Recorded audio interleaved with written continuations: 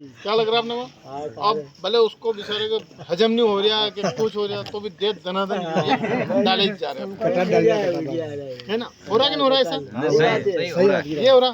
अब वो खेत के अंदर वो यूरिया पड़ा पड़ा क्या कर रहा है, हमारे खेत की जो उर्वरा शक्ति है ना उसको कमजोर कर दिया, मिट्टी को जकड़ना चालू कर दिया।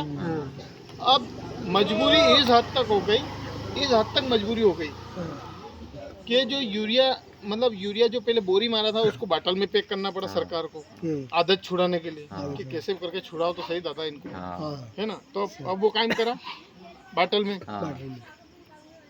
अब उससे पीछे छुड़ना चालू हुआ तो डीएपी के चारे लग गए लोग, है ना? तो डीएपी थोड़ा कम, अब इस बार क्या करा सरकार ने, उसको भी बाटल में भरा, है ना? अब उसको पीछे छुड़वा रहे थे, अब एनपीके के पीछे लग रहे 12-32-16 है ना? अब उसको भी धीरे धीरे काम में पैक करेंगे बाटल में। कम से कम जमीन तो बची रहे, फसल कम ज्यादा हो जाए तो एक थोड़ी देर के लिए हो जाता है, लेकिन अगर जमीन ही खराब हो जाए तो फिर बंजर ही हो जाए तो पकनाज बंद हो जाए तो फिर तो किसान बिन मौत मर जाए, है ना? तो इसके लिए सरकार ने फिर डिसीजन लिया कि ये चीजें जो फसल को चाहिए वो फसल को स्प्रे के माध्यम से दे दो ताकि जमीन कम से कम सुधरी रहे, जमीन तो नहीं बिगड़े। तो कंपनी ने इस प्रकार से, जो मैं एक प्राकृतिक खाद की जो बात कर रहा हूँ उसमें जो मुख्य भोजन वाली जो बात हो गई, जिसमें अपना एक तो नाइट्रोजन, फास्फोरस, पोटास, ये हम यूरिया, डीएपी और अकोडिया के माध्यम से देते हैं। दूसरा आता है कैल्शियम, मैग्नीशियम, सल्फर, ये हम इसमें सल्फर देते हैं, लेकिन कैल्शियम मैग्नीशियम कौन सी फसल को देते हैं? जो लाड़ की फसल है। लाड़ की फसल से मतलब लहसुन, प्याज, अफीम, अदरक, अरबी, हल्दी, कीमती फसलें जिनको बोल सकते हैं, उनको हम क्या करते हैं, कैल्शियम वगैरह ये चीज़ें देते हैं। कभी गेहूँ में डाला, कभी सोयाबीन में डाला अपन। सोयाबीन तो और बिल्कुल बगैर माँ बाप की है। बोई के आया फिर वड़ के बाद बगदाद दवाई टाइम पे डालांगा, फिर जाऊंगा तो इल्ली दवाई टाइम पे बात खत्म, काटिंग करेंगे, यही हो रहा। तो मेरा ये मानना है कि अगर फसल, खेत तो अपने है ना, कम से कम खेत को तो ताकतवर बनाओ, तत्व चाहिए, 16 पोषक तत्व चाहिए तो चाहिए। अब गलती हमारे साथ ये है कि हमने मिट्टी परीक्षण नहीं करवाया तो हमको 16 पोषक तत्व भी याद नहीं। अभी मैं आपसे पूछूं आपके 16 दोस्तों के नाम बोलो, फटाफट बोल दो। अब 16 गांव का नाम अब भी बता दोगा, 16 देश का नाम बता दोगा। अच्छा, नई नौजवान पीढ़ी ने तो आप बताओ मेरे को, आईपीएल की 15 टीमों का 15 खिलाड़ी का नाम बता दे। कई टीम में कौन खिलाड़ी सब बता दे, देश का तो ठीक, लेकिन विदेश का बता दे। लेकिन अपने खेत में जो जरूरी है 16 पोषक तत्व, उसका किसी को जानकारी। अच्छा, हम सब क्या है? किसान ही है ना। क्या है अपन? देखो मैंने पहले बोला था आप जवाब नहीं दोगे ना, मेरे को डर लगता है, मतलब घूर घूर के देखते हो। किसान तो हैं, और मैं बोल रहा हूँ कि अगर ये जानकारी अगर आपको हो जाए ना कि खेत के अंदर कौन से पोषक तत्व की कमी है और अधिकता है, और कौन से जमीन का पीएच बिगड़ा हुआ है कि कम है, आपसे अच्छा मैनेजमेंट में बता दूंगा आपके घर में आपकी मिसेस का है। ऑटो 5 दिन बाद खत्म वेगन पिलाती फोन लगाना चालू कर देगा, ओ कहूं पिसा लीजिए हमना इजा मन मालूम को नहीं, शक्कर 2 दिन की वंची है। सही बात है। अच्छा 3 दिन चलेगा, तेल 2 दिन को वंचो है, गैस की टंकी 8 दिन बाद खत्म हो रही है, सब बता दो A to Z। अच्छा, कौन सा सामान कहाँ पड़ा वो सब पता उनको, सब पता है। हां, ये बात सही बात है। आपने आपके खेत की कई मालूम को कहीं भी मालूम है तो बता दो, मैं कतरो नाइट्रोजन था मालूम ही को कहीं मालूम है, वो पाके वो डाला सब चीज का पसंद है, सब चीज का पता है उनको, लेकिन आपका मैनेजमेंट बहुत कमजोर है। तो हम मैनेजमेंट इसलिए कमजोर है क्योंकि हम साधारण किसान हैं। क्या है? और साधारण किसान से व्यापारिक किसान बनने का एक नियम होता है। जैसे आज अपन सब यहाँ बैठे, सब ने जूते नीचे उतार रखे। क्यों उतारे? क्योंकि ये नियम है। यहीं पे अपन बैठेंगे चौपाल में तो अपन जूते बाहर उतारेंगे, या मंदिर पे जाएंगे तो जूते नीचे उतारेंगे। ये सब चीजों का क्या होता है? नियम होता है। ऐसे सही खेती करने का भी एक नियम है, और पहला नियम है मिट्टी परीक्षण। अगर आप मिट्टी परीक्षण नहीं करवा रहे हो तो आप सही खेती कर ही रहे हो, आप अंधा जैसे खेती कर रहे हो। और अंधा जैसे खेती करने में क्या होता है? अनाप शनाप खर्चे होते हैं। और किसान की सबसे बड़ी मजबूरी क्या है? अब एक बात एक लाइन में बोल रहा हूँ, वो ध्यान से समझना। किसान के साथ क्या होता है? किसान अज्ञानता के वश, समझना, बिना जानकारी के वो सारी चीजें डाल लेता है उत्पादन बढ़ाने के लालच में, जिसकी उसको जरूरत ही नहीं। जरूरत ही हाँ इमेज पकड़ी जाए। ये एक बात मैंने पूरा सारांश बताया इस किसान सभा का, ठीक है। दूसरी चीज, दूसरा नियम है भूमि उपचारित करना, मिट्टी को उपचारित करना। अब मिट्टी उपचारित हम काय से करते हैं? देसी गोबर खाद से कर लो, वर्मी कंपोस्ट खाद से कर लो, प्राकृतिक कोई खाद मिल रही है तो उससे कर लो। प्राकृतिक खाद में मैंने आपको एक विकल्प दिया भूशक्ति खाद का, जो कि इतना गजब का रिजल्ट है उसका। पूरे मध्य प्रदेश में बहुत अच्छा इसका रिजल्ट मिल रहा है, और आपके प्रतापगढ़ में मानपुरा में हमारी इसकी फ्रेंचाइजी भी है, और आसपास के क्षेत्र में हम काफ़ी जगह इसको उपलब्ध करवा रहे हैं। कई सारे किसान इसको लगातार इस्तेमाल कर रहे हैं। वो मानपुरा कौन सा? ये मानपुरा प्रतापगढ़ के जस्ट पास में, वो प्रतापगढ़ से जस्ट लगा हुआ। हाँ, वो मानपुरा मानपुरा ये होते हैं मानपुरा ये भी है नहीं, प्रतापगढ़ जस्ट पड़े वो। तो यहाँ पर मतलब ये स्थिति कि ये खाद आज से लगभग 4-5 साल से लगातार जो लोग इस्तेमाल कर रहे हैं उनको इतने बेहतरीन रिजल्ट मिले। क्योंकि देखो ज़मीन में नमी होगी, पोछापन होगा, भुरभुरी होगी मिट्टी, तो पौधों की जड़ों का विकास ज़्यादा गहराई तक होगा। अब हम क्या करते हैं कि जब डीएपी यूरिया डालते हैं तो हंका जुताई होती है, तो वो पोषक तत्व तो क्या होते हैं जमीन में नीचे चले जाते हैं। अब पौधे की जड़ें अगर ज़्यादा गहराई तक विकास नहीं कर पा रही तो पोषण कहाँ रहेंगे? नीचे यहाँ। और जड़ें कहाँ हैं? ऊपर। यहाँ। काम होगा क्या? नहीं। तो इसलिए क्या करना पड़ेगा? पौधों की जड़ों का विकास ज़्यादा करना पड़ेगा। तो पौधों की जड़ों का विकास कब होगा? जब जमीन में नमी होगी, पोछापन होगा, भुरभुरापन होगा। ये सारी चीज़ें अगर होगी तो जड़ें ज़्यादा गहराई तक विकास कर पाएगी। अब उसके बाद जमीन में नमी है, पोछापन है, भुरभुरापन है, तो उसके कारण क्या होता है? जमीन में हवा और धूप के आने जाने का रास्ता तैयार होता है, जिससे ज़्यादा बैक्टीरिया पनपते हैं, और ज़्यादा बैक्टीरिया पनपने के कारण क्या होता है? केंचुए जो हैं वो घूमते फिरते रहते हैं, आवागमन होता रहता है उनका। तो उसके कारण क्या होता है? हवा और धूप आसानी से अंदर जमीन में चली जाती है। अपन बोलते हैं ना पहले के ज़माने में केंचुए इतने होते थे कि अपन नेकड़ा पलटाते थे तो भी हाथ में आ जाते थे। अभी दिख रहे क्या? खाते सब मर गया। तो आप अगर भूशक्ति प्रति बीघा 50 किलो इस्तेमाल करें, कौन सी फसल में? ऊपर की कोई फसल है जैसे गेहूं, चना, रायड़ा, धना, अलसी, सोयाबीन, इन सब फसलों में कितना इस्तेमाल करना? 50 किलो पर बीघा। और अंदरूनी कोई फसल है जैसे लहसुन, प्याज, आलू, अदरक, अरबी, हल्दी, इन सब में 75 से 100 किलो, 1.5 से 2 बोरी। ये पाउडर फॉर्म में आएगा। ये अगर आप एक बीघे में बस मात्र। अच्छा, लोग बोलते हैं ना चावल बनाने वाला कितने चावल टेस्ट करता है? एक पूरी भांडी को इधर उधर तो एक ही टेस्ट कर रहा है, पकेगा न पकेगा।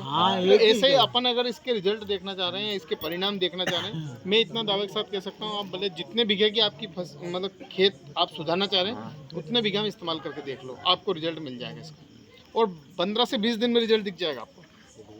अच्छा, इससे लागत भी कम होगी आपकी। लागत कैसे कम होगी? आप अभी राखोड़िया खाद अगर मार्केट का लाके डाल रहे हैं, कितना डालते हैं बीघे का?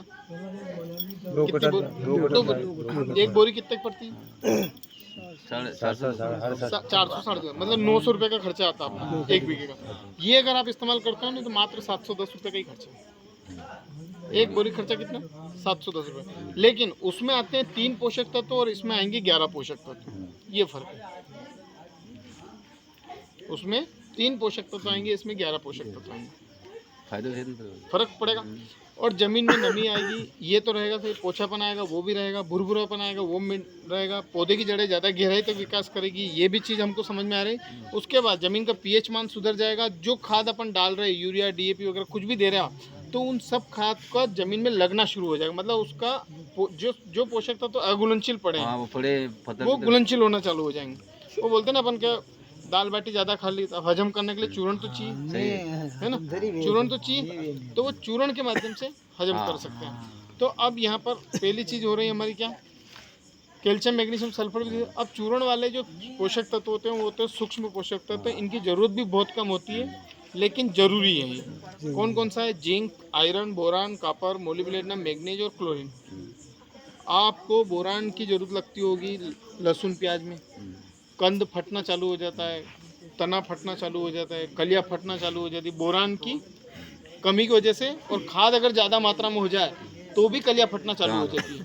सही गलत है? कई बार अपन देखते हैं ना, और यार डीएपी तो मानियो को नहीं, मैंने भी लगी जो है ना, मार भाई आया तो वही लगी, तो पता चला खाद फसल तने फटना चालू हो गए। तो फिर उसको हजम करने के लिए क्या डालना पड़ता है? फिर बोरान। तो बोरान काय का काम करता है? हजम करने का काम करता है। तो ये सूक्ष्म पोषक तत्व। ये सारी चीज़ें अगर हम हमारे खेत में इस्तेमाल करते हैं, इसमें भू शक्ति जो मैंने बताया, ये आप इस्तेमाल करके देखिए, इसके बहुत गजब के रिजल्ट हैं। और आपके आसपास में अभी जिनको भी अगर ज़रूरत लगे तो आप भले जगदीश से इसकी बुकिंग लिखवा सकते हैं, जितने बैग की ज़रूरत लगे। और दूसरा एक और रहता है, एक इजी पावर दानेदार खाद आता है जो डीएपी का विकल्प है। इसको आप किसी भी रासायनिक खाद के साथ मिला के डाल सकते हैं। अगर आप यूरिया डीएपी वगैरह इस्तेमाल कर रहे हैं तो उसकी मात्रा आप आधी कर दीजिए। यूरिया डीएपी जो भी डाल रहे हैं और आप इजी पावर डाल रहे हैं, इसके साथ उसकी मात्रा आधी कर दीजिए। आपका खर्चा भी नहीं बढ़ेगा, जमीन भी सुधर जाएगी और उत्पादन बढ़ाना नहीं पड़ेगा, ऑटोमेटिक बढ़ के आएगा। ठीक है। 3, उसके बाद एक चीज़ और है, जो लहसुन प्याज के अगर काश्तकार हो यहाँ पे तो उनके लिए है, लहसुन प्याज और अफीम के लिए, उसके लिए एक सोयल बूस्टर किट आता है जो कि 27 किलो का आता है और उसमें 10 पोषक तत्वों का अलग अलग पैकेज बना रखा है, पैकेट बने हुए 27 किलो का। वो अगर हम इस्तेमाल करते हैं तो वो गेहूं में डालो तो 4 बीघे में चला जाएगा, मात्र 3500 रुपये का। गेहूं में डालोगे तो 4 बीघे में चला जाएगा, लहसुन में डालोगे तो 2 बीघे में चला जाएगा, और अफीम अगर है तो 10 आरी में 2 बार चला जाएगा। अलसी है तो 5 बीघे तक में चला जाएगा। मतलब किसी भी फसल में आप उसको इस्तेमाल कर सकते हो, और उसको इस्तेमाल करने से 10 से लगाकर 25% तक उत्पादन बढ़ता ही बढ़ता है। और मैंने जो अभी तक जानकारी दी, इस जानकारी के माध्यम से मैं इतना जरूर कह सकता हूँ कि आप अगर इस तरीके से अगर खेती करते हैं, मिट्टी को उपचारित करते हैं, प्लस तीसरा जो नियम आता है वो आता है, पहला कर लिया हमने कौन सा, मिट्टी परीक्षण, दूसरा कर लिया हमने कौन सा, भूमि उपचार, और तीसरा हम करते हैं बीज उपचार। बीज उपचार करते हैं आप लोग? देखो, बीज उपचार करने का पहला कारण होता है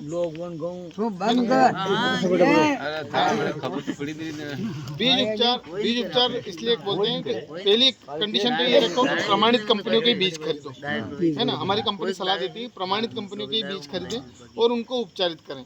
उपचारित करने के लिए आप चाहो तो किसी भी फंगीसाइड से आप इस्तेमाल करके उसको उपचारित कर सकते हो, या ट्राइकोडर्मा हो तो उसके माध्यम से आप कर सकते हैं, या कोई सा भी मार्केट में बहुत सारे प्रोडक्ट मिलते हैं। नहीं तो इसी कंपनी का आपको इजी अंकुर मिलेगा जो कि 250 ग्राम का पैकेट रहेगा, 2 से 2.5 कुंटल बीज उपचारित कर देता है वो। इसके रिजल्ट भी बहुत अच्छे हैं और मार्केट का सबसे सस्ता बीज उपचार है। 400-450 रुपये में आपका आराम से 2-2.5 कुंटल बीज उपचारित हो जाता है, पहला। तीसरा नियम आता है पौध उपचार। पौध उपचार में ये होता है कि हमने बीज उपचार कर लिया, अब पौधे में हमारा ध्यान क्या रहता है, रोग के ऊपर। काय के ऊपर ध्यान रहता है हमारा?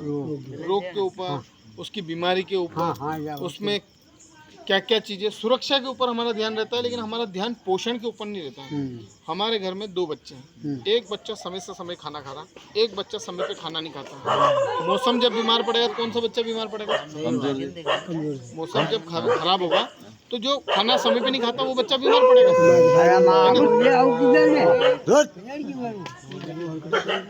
तो यहाँ पर अगर हम बीज उपचार, पौध उपचार की बात करें तो समस्या क्या आती है कि पौध उपचार में किसान का जो ध्यान है वो सुरक्षा के ऊपर है, लेकिन पोषण के ऊपर नहीं है। मेरा ये मानना है फसल जब 20 से 25 दिन की है तब एक स्प्रे ऐसा हो जाए जिससे पौधे की फुटान बढ़ जाए, या पौधे को भूख लग जाए, भूख बढ़ जाए उसकी, ताकि अपन जो भी खिलाएं उसको हजम हो जाए, है ना, पहला। दूसरा, फसल जब 45 से 60 दिन की है, यानी फूल और फल आ रहे हैं, तब उसको स्प्रे हो जाए किसी भी टॉनिक का। तो उसके लिए भी पूरी रेंज बना रखी कंपनी ने, यहाँ पे सारी चीज़ें आपको उपलब्ध हो जाएगी। पोषण की बात हो गई, अब बीच में बात आती है सुरक्षा की। तो सुरक्षा में जरूरत लगती है एक तो फंगस की, जड़ों के अंदर फफूंद लगती होगी आपके इधर, है ना, जड़ गलना, फफूंद लगना, ये सब चीज़ें होती हैं। उसके बाद एक लगता है वायरस लगता है, उसके बाद लगता है फिर मच्छर लगते हैं, मच्छर के बाद लगता है इल्ली लगती है ना, ऐसे रस चूसक कीट लगते हैं। ये सब चीज़ें जो लगती हैं, इन सब की सुरक्षा के लिए भी कंपनी ने बहुत सारे